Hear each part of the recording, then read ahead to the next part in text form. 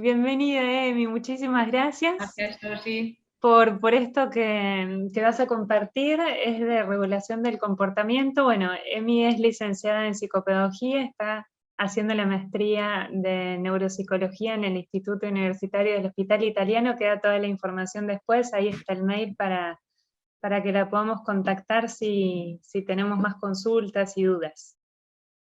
Así Gracias. que ¿qué es la regulación comportamental y cuál es la diferencia con la regulación emocional? Bien, voy a ir compartiendo un poco lo que fui pensando y cualquier cosa que falte me preguntas, ¿vale? Dale, dale, dale. Bueno, a ver, cuando hablamos de regulación del comportamiento en líneas generales, las definiciones las voy a leer directamente, voy a explayarme un poco más después porque no quiero pecar de... Bueno, entonces, se entiende como la capacidad para ajustar nuestro comportamiento desde adentro hacia un objetivo fijado previamente, ¿sí? Entonces, cuando hablamos de regulación del comportamiento nos referimos a esto en general. Ahora, la regulación del comportamiento va más allá de la regulación emocional. Cuando hablamos de regulación del comportamiento, tenemos que pensar en 5 mecanismos regulatorios del comportamiento, ¿sí? Tenemos que pensar en las funciones ejecutivas, entendidas como ese director de orquesta, que espero que sea un poco más joven que ese señor, porque tenemos que contemplar a la cognición social, tenemos que entender lo que implica el funcionamiento de la motivación de la persona que llega a consulta. Tenemos que contemplar la capacidad para regular emociones, pero al mismo tiempo también tenemos que tener en cuenta lo que es la metacognición, ¿sí? Entonces, cuando pensamos en todos esos mecanismos reguladores, a eso nos referimos con regulación del comportamiento, ¿sí? ¿No? Bien, perfecto. Y me tomé el atrevimiento de ir contando como cortito cada uno, ¿sí? Y tratando de Sí. pensar un poquito digamos, qué cosas podemos ver en los jóvenes adultos que pueden llegar a consulta, ¿sí? Entonces, si a la motivación la entendemos como esa energía del comportamiento en la búsqueda de un objetivo fundamental en interacción entre el mundo y nosotros, tenemos que tener un poco en cuenta que nuestra motivación va a estar relacionada con el ambiente en donde nos movamos, ¿sí? Que muchas veces las expectativas de lo que deberíamos o no deberíamos hacer están un poco atadas al entorno donde nos movemos. Tenemos que tener, y por eso hay que sondear cuando las personas llegan a evaluación, tenemos que entender que hay personas que tienen una muy buena capacidad de motivación intrínseca, que es cuando disfrutan en sí las actividades, y hay personas que tienen como un patrón de motivación más extrínseco y entonces dependen mucho del refuerzo que viene posterior a eso que están Totalmente. haciendo, ¿sí? Sí. Entonces, eso también tenemos que sondearlo cuando vienen las personas.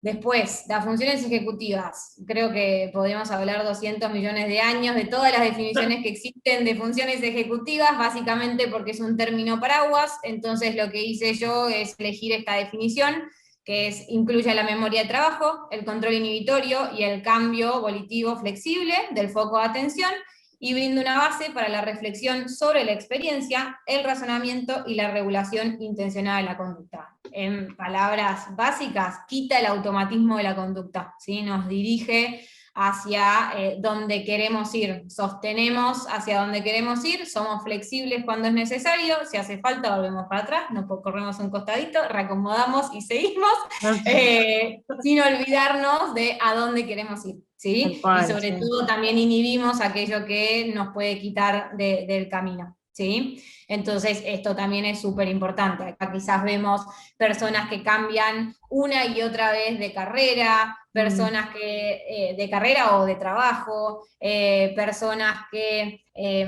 son para nada organizadas, no anticipan, no planifican, deben finales y finales y finales. Entonces vemos un poco esto, ¿sí? Tal cual, sí. Sí, sí. Cuando hablamos de regulación emocional, entendemos, algunas definiciones son un poco más viejas, pero porque elegí los autores que por ahí son como más transversales. fundamentales. Entonces es el proceso por el que las personas ejercen influencia sobre las emociones que experimentan, es determinar qué emoción se tiene, cuándo se tiene, cómo se experimenta y cómo se expresa, ¿sí? O sea, todo eso es la regulación emocional. Entonces tenemos que contemplar como la capacidad para reconocer lo que siento, regular lo que siento y expresar de modo asertivo lo que siento, ¿sí? Importante, sí. Y un poco lo que tenemos que contemplar acá también es que en la medida que nuestro lenguaje emocional sea más rico, que podamos clasificar mejor las emociones que sentimos, vamos a poder regular mejor las emociones. Y en este sentido es como muy importante trabajar desde pequeños en lo que es Tal la cual, educación sí. emocional, ¿no? Que Todo está esto tan se en tiene que dar boga. como, digamos, como junto, ¿no? Como un engranaje donde todos los procesos estos van juntos. Y en Exacto. el adulto, o sea, ¿qué pasa cuando esto por ahí no estuvo muy trabajado de chico? El adulto igual lo puede trabajar, ¿no es cierto? Con el enfoque adecuado o el equipo adecuado, ¿no? Sí, totalmente. Ahora un poquito más adelante te voy a contar qué es lo que dicen personas que saben más que yo y darte un poquito mi mirada, pero sí, totalmente. Genial. Está un poco la percepción de que, bueno, entonces yo ya llegué adulto así, soy así, y en Claro. algún punto nuestra flexibilidad cognitiva sigue al servicio de poder uno cambiar lo que necesite cambiar, ¿sí? Algunos nos va a costar más, otros menos, pero todo podemos mejorarlo, Está ¿sí? bueno, sí.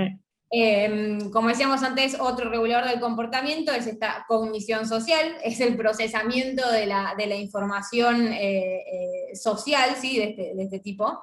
Refiere a cualquier proceso cognitivo que involucre a otra gente, y es esa capacidad para dar sentido al mundo por medio de, como decía recién, el procesamiento de la información generada por otras personas de la misma especie, ¿sí?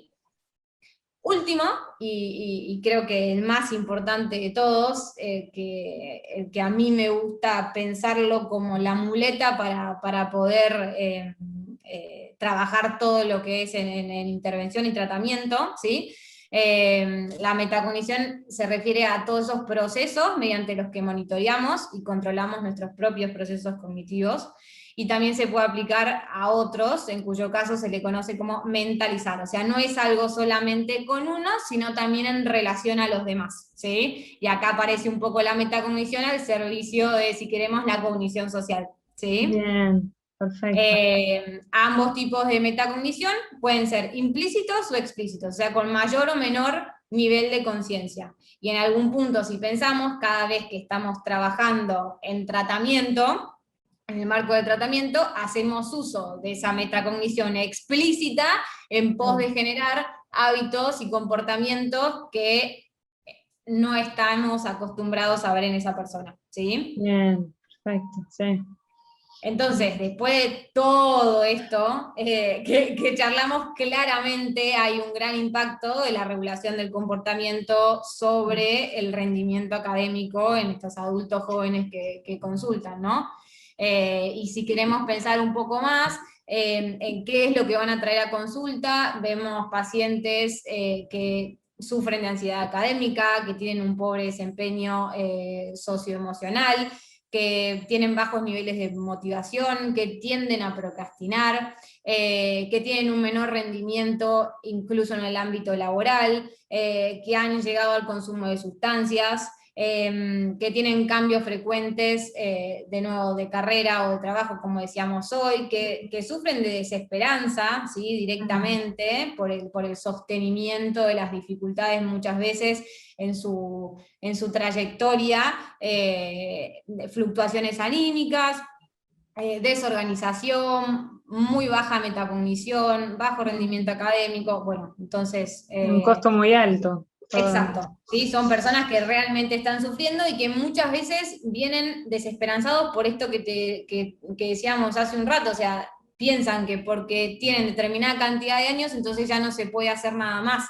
Y sin embargo es todo lo contrario, ¿sí? Es cierto que va a ser más difícil que como si tuviéramos, que si comparamos un nene de 8 años que llega a consulta, pero se puede, ¿sí? Algo importante que pensé en base al trabajo que hacíamos en el hospital, que muchas veces trabajamos en grupos, ¿sí? Pero lo que considero yo es que más allá de trabajar en grupos no podemos perder la individualidad, ¿sí? Porque en algún punto hay que poder aprender a leer esas fortalezas y esos desafíos en contexto. O sea, cada persona que llega a consulta tiene una determinada trayectoria de aprendizaje, ¿sí? Que ha ido como incluso muchas veces afirmando estas experiencias negativas, ¿sí? Entonces, por trayectoria entendemos como a la interrelación entre esta cuestión como más individual que traemos y la ambiental, ¿sí? Y en ese entramado es que vamos haciendo camino, ¿sí? Y entonces ahí vamos a tener que contemplar todas estas variables, ¿sí? Como temperamento en su momento, que hizo a determinados rasgos de personalidad, pautas parentales con las que he crecido y determinado tipo de apego como consecuencia con las distintas personas, un desempeño académico en donde no sabemos si hubo o no dificultades en habilidades académicas. Tenemos como el concepto de, si sos adulto, entonces no tenés dislexia, ¿sí? Como eso es de los niños. Una condición que desaparece mágicamente. Exacto. Y entonces es como súper importante indagar en relación al desempeño escolar, al tipo de pautas escolares, a las pautas de sueño y de alimentación, el potencial intelectual que tiene la persona, el desarrollo de funciones cognitivas, el nivel de resiliencia, la salud en general, la experiencia de vida, que sabemos que muchas veces marca a favor o en contra de esta trayectoria, las oportunidades socioculturales o económicas, el insight de la persona en relación a la dificultad y la demanda ambiental, ¿sí? Entonces, así podemos seguir horas también, ¿sí? La cantidad de variables que inciden en esta trayectoria y que cuando hacemos un grupo no nos podemos olvidar, porque, a ver, no es lo mismo trabajar, digamos, organización y planificación con alguien que se le dificulta la abstracción, ¿sí? Porque tiene dificultades más ligadas al potencial intelectual, o alguien que tiene un muy buen potencial intelectual, por ejemplo, y únicamente falla en esta cuestión como más atencional, y que con algo de estructura puede compensar, ¿sí? Entonces es distinto el trabajo que hay que hacer. Y si tuviéramos que pensar un poco cómo promovemos el desarrollo de estos procesos reguladores del comportamiento para un mejor desempeño académico, podemos hacer muchas cosas. Yo voy cambiando la pantallita porque si no, no quiero perder el ritmo ni el sentido de lo que voy diciendo. En algún punto promover el sentido de agencia, ¿sí? Muchas de estas personas llegan con que no pueden hacer lo que se proponen y en algún punto es darles la posibilidad de que piensen que pueden tener el control sobre lo que quieren hacer. Esto va un poco de la mano con la psicoeducación en relación al perfil de aprendizaje de la persona, no solamente los compromete, sino que también los hace pensar metas más reales y entonces la frustración es menor. Tenemos que poder promover el desarrollo de niveles de motivación un poco más intrínseca en aquellos que tienen patrones como más extrínsecos, trabajar sobre habilidades comunicacionales de tipo más asertivo, ¿sí? Las personas que sufren un poco más de regulación, de baja regulación emocional, ¿sí? Y que quizás son un poco explosivas, no miden el impacto que tiene esto en el desempeño académico y en la resolución de problemas de ese tipo, entonces buscar la manera de darles herramientas, no digamos en el marco de psicoterapia, sino herramientas puntuales que hagan este desarrollo de comunicación más asertiva, ¿sí? Si hace falta, sí derivar a psicoterapia, pero nosotros podemos hacer cosas en relación a esto. Tenemos que promover el uso de estrategias que les resulten útiles para organizarse y en esta línea pienso en aplicaciones, pienso en alarmas, en avisos, hay aplicaciones que te dan como mensajes motivacionales, ¿sí? Refuerzos positivos. Yo me acuerdo con los pacientes, decía, bueno, ¿qué querés tener al final de la semana? Bueno, una birra con amigos. Bueno, perfecto, entonces cumplimos con este objetivo y la birra con amigos. Y cuando llegaba la birra con amigos, era la mejor, la mejor cosa que me recompensa. podía pasar. Claro, Pero claro, cosas, trabajar con ¿no? sí, con las metas, motivaciones, el involucrarlo al paciente es fundamental. Sí. Exacto. Por otro lado, desarrollar estrategias para sostener la atención, pero no tanto desde la estimulación, digamos, bueno, yo te pongo un dibujito y tenés que encontrarlo en toda la hoja, sino generar estrategias metacognitivas que hagan al sostenimiento del foco atencional, ¿sí? Que hagan al conocimiento de qué es lo que me distrae y entonces qué es lo que tengo que hacer para compensar funcionalmente eso que me cuesta, ¿sí? Claro, muchísima psicoeducación, sí. Exacto. Después profundizar en lo que es la metalectura, que es algo en lo que quizás, de nuevo, por ser adultos no se trabaja, y sin embargo, la metalectura sería como la metacognición al servicio de la comprensión lectora, y entonces el poder predecir qué es lo que, de qué se va a tratar el texto que voy a leer, si va a ser fácil, si va a ser difícil, si me aburre o me resulta divertido, porque muchas veces dependiendo del monto de interés me resulta más o menos fácil sostener el foco de atención. Si yo sé que me olvidé al tercer párrafo lo que estaba leyendo, generar estrategias que me ayuden a mí a mantener la información más fresca, y entonces me hago carteles de las ideas principales al costado, bueno, y así sucesivamente, ¿sí? Todo al servicio de la comprensión lectora. Y de ser necesario, acomodar el ambiente. No nos olvidemos que también hay departamentos de recursos humanos, universidades que están dispuestas a hacer acomodaciones necesarias para personas que tienen, por ejemplo, trastornos de neurodesarrollo y que necesitan cierto andamiaje. Yo he visto gente en mi facultad que ha ido a rendir acompañada por cuestiones más de regulación emocional, que impactaban en su desempeño académico, y entonces eso es una acomodación más que pertinente y útil, ¿sí? Entonces, básicamente, esto es algo de todo lo que se puede hacer para trabajar lo que es el desempeño académico. En realidad, la regulación del comportamiento al servicio del desempeño académico, ¿sí? Sí, espectacular, fundamental.